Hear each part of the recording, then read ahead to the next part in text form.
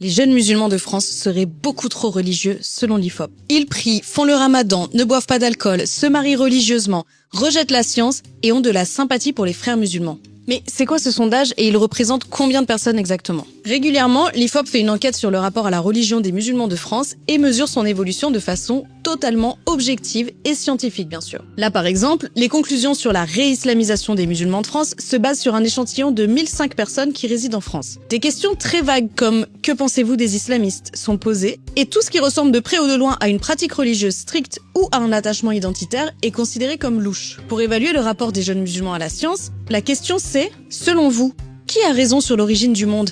La science ou la religion? Donc en fait, on n'évalue pas le rapport à la science. On évalue si les gens pensent que l'univers a été créé par Dieu. Spoiler, c'est littéralement le cas de toutes les religions abrahamiques. Si tu posais la même question à des catholiques pratiquants, t'aurais probablement les mêmes résultats, mais bizarrement, ça ne donnerait pas un rapport intitulé « Rechristianisation radicale de la jeunesse blanche de France ». En gros, tout est suspect, y compris la fréquence de la prière ou encore le fait de faire le ramadan pendant le mois entier et pas juste quelques jours.